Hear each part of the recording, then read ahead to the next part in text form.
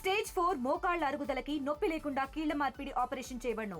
Doctor Ramesh Gajula, endoscopic spine ortho surgeon and pain physician, పెనిషియా spine pain ortho and sleep centre, Uppal, Hyderabad. నమస్తే, welcome to RTV. Cine critic Dasari Vignan ఉన్నారు మనతో పాటు. Harihara Veeramallu review అడిగి తెలుసుకుందాం. హాయ్ విజ్ఞాన్ గారు. నమస్తే. ఏంటి హరిహర వీరమల్లు అంటే నేను బిఫోర్ చూశాను, మీ ప్రిడిక్షన్ చూశాను. Game changer, Harihara Veeramallu, next Vishwambhara, వీటి గురించి చాలా స్ట్రాంగ్గా, చాలా కాన్ఫిడెంట్గా మూవీస్ హిట్ అవుతాయా లేదా అనేది ఒక స్టేట్మెంట్ ఇచ్చారు. సో ఏంటి హరిహర వీరమల్లు ఎలా ఉంది? ఫస్ట్ ఆఫ్ ఆల్ ఏమనిపించింది? బిఫోర్ ఆ స్టేట్మెంట్ గురించి మాట్లాడితే, game changer is nothing but high budget 500 CR. నీకు సింగిల్ రిలీజ్ ఉంటేనే నువ్వు గట్టెక్కుతావు. పాజిటివ్ టాక్ వచ్చినా, మిక్స్డ్ టాక్ వచ్చినా డబ్బులు రావాలి అంటే నువ్వు హెవీ కాంపిటీషన్తో వచ్చావు. హెవీ కాంపిటీషన్తో వచ్చావు కాబట్టి విత్ ఏ హ్యూజ్ సంక్రాంతి కాంపిటీషన్లో నిలబడడం కష్టం. అందుకు అలా చెప్పడం జరిగింది. That is what the reason behind it. Harihara Veeramallu అంటావా, నేను అంజీలాగా అనుకున్నాను. ఏ సినిమా అయితే ప్రొలాంగ్ అయ్యి 5 times 6 times అవుతూ ఉంటుందో రిజల్ట్స్ కొంచెం పోతాయి. పైగా డైరెక్టర్ క్రిష్ తప్పుకున్న ఏ ప్రాజెక్ట్ కూడా నిలబడలే ఇప్పటిదాకా, మణికర్ణికలాగా. అలా అనుకున్నాను అంతే. మరి విశ్వంబర ఈజ్ నథింగ్ బట్ అప్పుడు నేను ఇది చెప్పినప్పుడు ఏదో చిన్న టీజర్ రిలీజ్ చేశారు. నేను ఇది చెప్పినప్పుడు ఓకే, అది ఎవరికి నచ్చల. గ్రాఫిక్స్ బాగా ట్రోల్, ఆది పురుష్ లాగా ట్రోల్ చేశారు. ఆ తర్వాత ఆ ప్రొడ్యూసర్ ఎవరో వచ్చి అది జస్ట్ ఏఐది ఊరికే రిలీజ్ చేశాము, అసలుది తర్వాత ఉంటుందని చెప్పాడు. తర్వాత అది అప్పుడు చెప్పిన మాటలు. ఓకే, ఇక now coming to Harihara Veeramallu cinema గురించే మాట్లాడుకుంటే, డిప్యూటీ సీఎం అయిన తర్వాత పవన్ కళ్యాణ్ గారికి ఇది ఫస్ట్ రిలీజ్. నెక్స్ట్ చాలామంది ఫ్యాన్స్కి కూడా ఆయన ఎప్పుడెప్పుడు చూద్దామా అనుకునే వాళ్ళకి ఇది ఒక పండగ లాంటి వాతావరణం. ఆయనకి ఇప్పుడు గెలిచాడు కాబట్టి వాళ్ళ కార్యకర్తలకు కూడా ఇది నచ్చాలి. అది మా సారు సినిమా హీరో, ఆయన సినిమా రిలీజ్ అయింది అని. నెక్స్ట్ సనాతన ధర్మాన్ని ఆయన ప్రొజెక్ట్ చేసుకుంటూ ముందుకు వెళ్తున్నాడు కాబట్టి వాళ్ళని కూడా సాటిస్ఫై చేయాలి. ఇలా అందరినీ సాటిస్ఫై చేస్తూ సినిమాని మొత్తానికైతే తన ప్రమోషన్స్లో కొంచెం డల్ అయింది అని అందరూ అంటుంటే, లాస్ట్ 2 days తనే భుజం మీద వేసుకొని ప్రమోషన్స్ కూడా చేశాడు, కంప్లీట్ చేశాడు. అక్కడ వరకు బాగానే ఉంది. నా సినిమా మీద రిలీజ్కి ముందు ఏమైనా నెగిటివ్స్ ఉన్నాయా లేవా? ఇది సాయన్న, పండుగ సాయన్న కదా, మీరు వక్రీకరిస్తున్నారని కొంతమంది గొడవ చేశారు. హరిహర రాయలు కదా అని ఇంకొంతమంది అన్నారు. బట్ కాదు, ప్యూర్లీ ఇట్స్ ఎ ఫిక్షన్. వీళ్ళు క్రియేట్ చేసుకున్న క్యారెక్టరే ఇది. నా హరిహర వీరమల్లు స్టోరీ ఏంటి? వీళ్ళు ఆల్రెడీ మీకు ప్రచార కార్యక్రమాల్లో చెప్పినట్టుగానే కోహినూర్ డైమండ్ వేట. ఇక్కడ విషయం ఏంటంటే, ఇతను ఒక robin hood type character. Harihara యాక్చువల్గా క్రిష్ ఎంచుకున్న subject was really very powerful. ఇతను పెద్దవాళ్ళని కొట్టు, పేదవాళ్ళకి పెట్టు అనే నానుడితోనే వెళ్తాడు. చక్కగా చాకచక్యంగా చేస్తున్నాడు కాబట్టి కుతుబ్ షాహీలా కంటపడతాడు. వాళ్ళు ఒక టాస్క్ ఇస్తారు, అది తీసుకురా అని చెప్పేసి. ఆ క్రమంలో ఇతని జర్నీ ఎలా ఉంది అనేది. ఇక్కడికి వచ్చినప్పుడే ఆ పంచమితో ప్రేమలో పడతాడు. అంటే నచ్చుద్ది ఆ అమ్మాయి. ఆ అమ్మాయిని కూడా అక్కడ చెర నుంచి విడిపించాలి, అది ఇంకొక టాస్క్.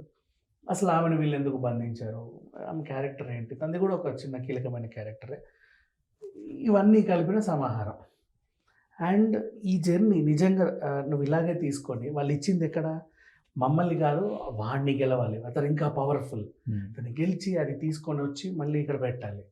ఇంతవరకు క్రిష్ అనుకున్న సబ్జెక్ట్ మేబీ ఇది ఫస్ట్ నుంచే. ఇప్పుడు హరి అంటే విష్ణువు, హర అంటే శివుడు.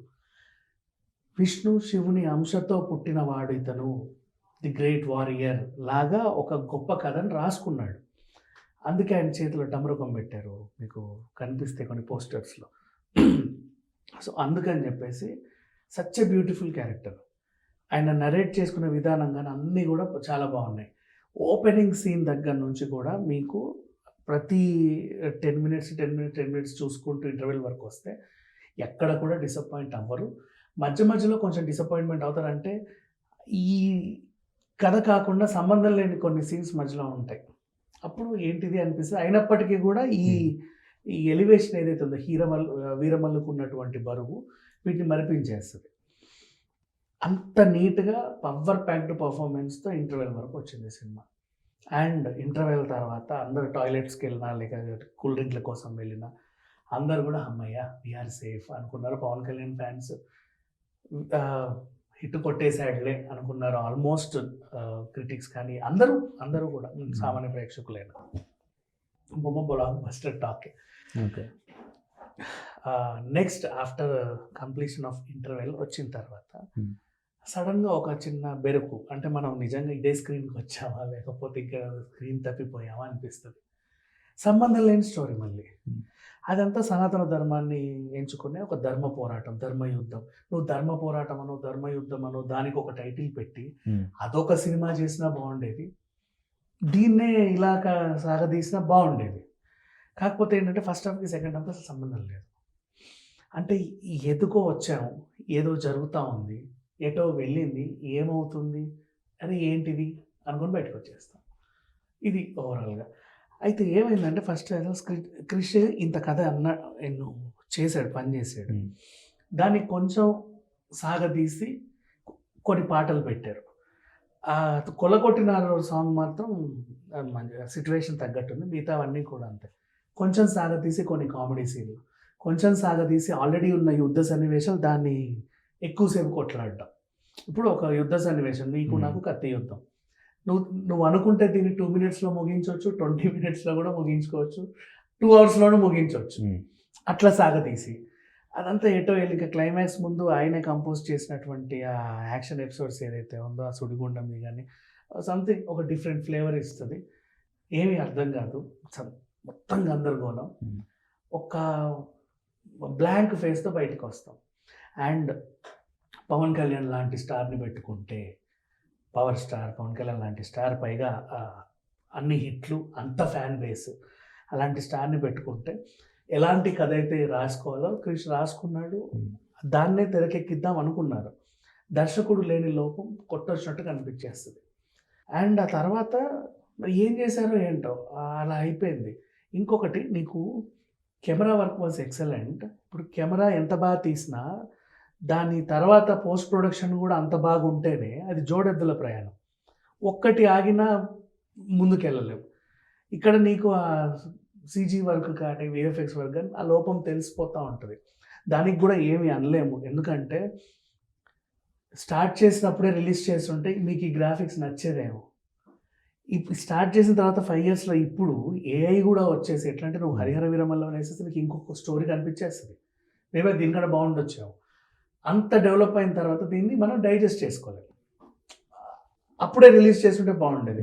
వీళ్ళకి వరుస కష్టాలు, అనుకున్న తర్వాత కరోనా, ఆ తర్వాత ఈయన రాజకీయ అరంగేట్రం, అంటే అరంగేట్రం ఇన్ సెన్స్ ఫుల్ ప్లెడ్జ్డ్గా ఈ కూటమి ప్రభుత్వంలో వెళ్ళడం, తర్వాత షూటింగ్లకి జాప్యం, ఆగి తర్వాత బోల్డ్ అని వాయిదాలు, ఇవన్నీ కాస్త తెలిసిపోతుంది, తెర మీద మీకు కనిపిస్తూ ఉంటుంది.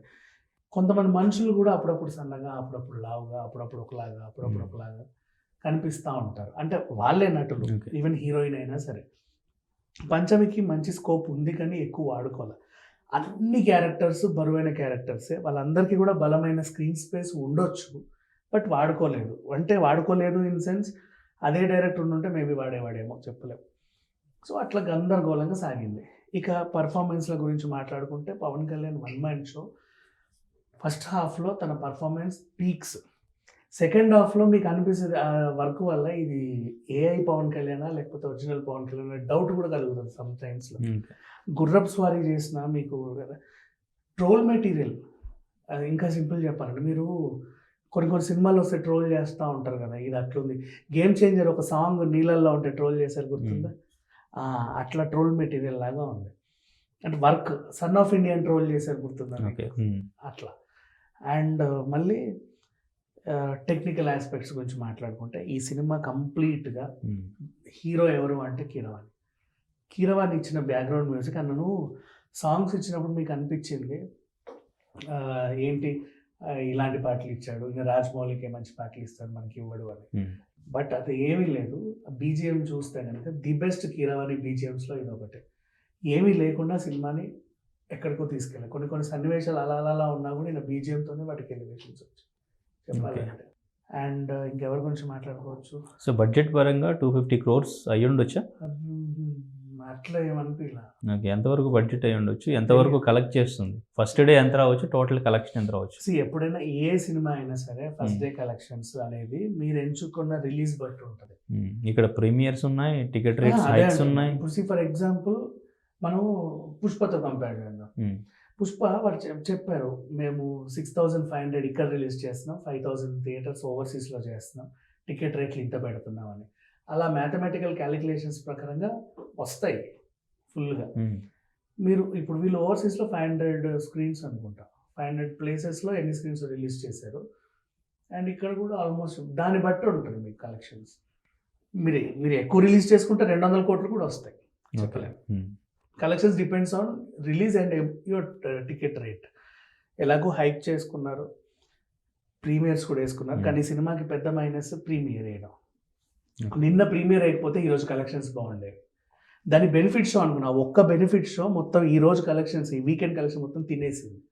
అంటే వచ్చిన వాళ్ళందరూ అర్ధరాత్రి నుంచే రివ్యూలు ఇస్తున్నారు కదా. అదే ఈ రోజు మార్నింగ్ 8 o'clock యాక్చువల్గా హౌ దే ప్లాన్ అంటే ఐమాక్స్లో ఫస్ట్ 4 స్క్రీన్స్, తర్వాత మళ్ళీ 4 పెంచారు, 12, 16 వేశారు. ఇప్పుడు 12, 16 వాళ్ళు ఒకేసారి బయటకు వస్తారు కాబట్టి ఆ షోస్ నిండుతాయి కదా.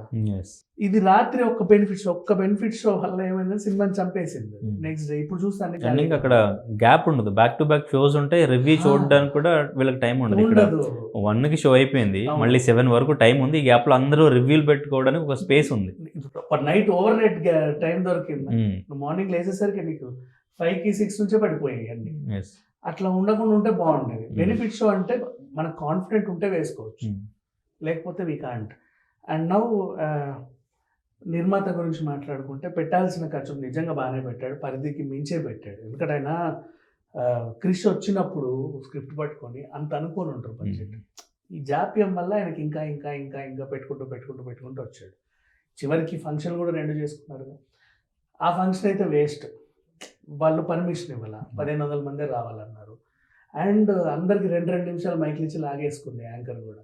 వేస్టే కదా ఖర్చు.